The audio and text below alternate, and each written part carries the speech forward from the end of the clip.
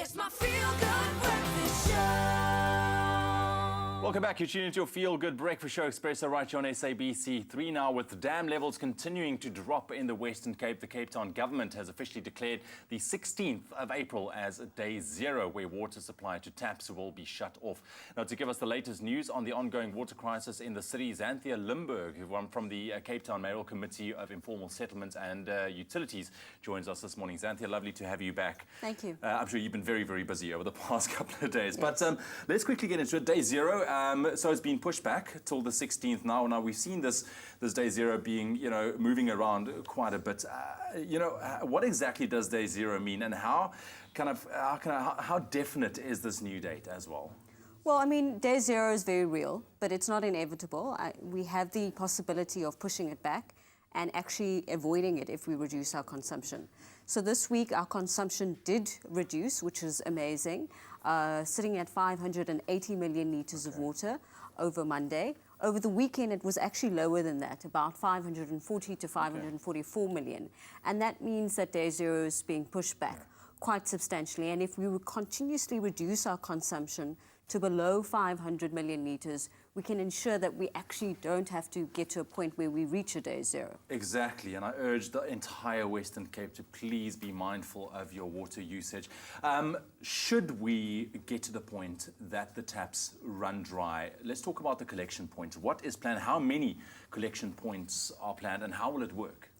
So day zero isn't when the taps run dry, but it's when we pull the trigger when dam levels are at 13.5%. Okay.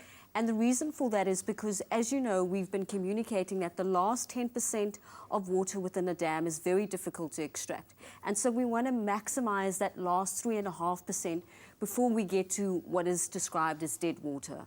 And we are able to do so if we move over to a water collection model, where everyone will only be allowed to access 25 litres of water per person per day. And by doing that, we'll be able to stretch that 3.5% over a 3-month period. And essentially, we are planning to have approximately 200 water collection points across Cape Town. These will operate on a minimum 12-hour basis, and where needs be, we will extend it to 24 hours.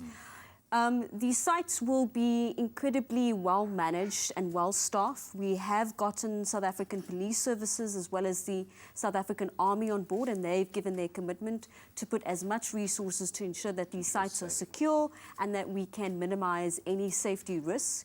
The sites will have between 70 to 600 taps depending on the site and depending on the usability. Obviously, those that become far more frequently used, we will adjust either staffing or access to pipes.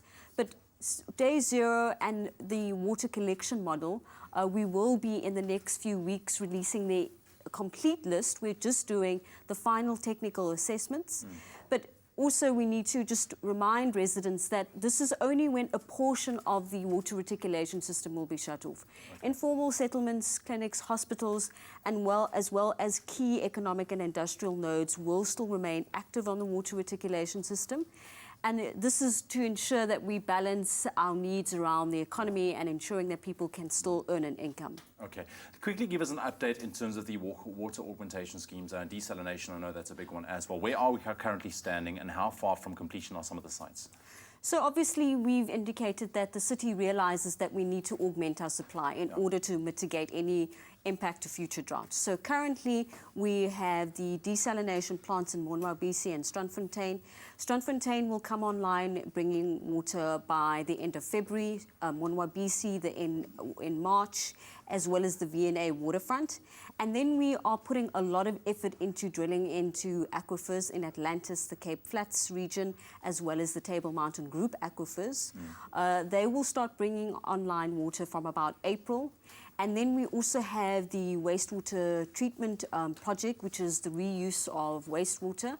And that will be bringing water online from around May. So collectively, May, we will have about 120 million litres of additional water coming from new supply sources. But it doesn't mean that we should, let up on our water saving issue. Just quickly before I let you go, level 6B water restrictions will be in place as of tomorrow. What will that mean for residents of Cape Town? Level 6B essentially will mean that all residents will have to use no more than 50 litres of water per person per day. We move from 87 now to 50, given that obviously we are in an incredibly hot and dry summer and we need to reduce our overall consumption. We're also setting a new consumption target. For the last couple of months, our consumption target was 500 million litres of water per day that we needed to use as Cape Town. We're setting a new target of 450 million litres. That can only be achieved if everyone uses 50 litres per person per day. Yeah. There's also limitations on the use of boreholes and well points. Okay. Only use these for essential purposes, such as flushing your toilet, for example. You will also have to get your boreholes and well points metered and keep record of consumption. And this has not been imposed by the City of Cape Town, but this is the recent government gazette from the National Department of Water and Sanitation.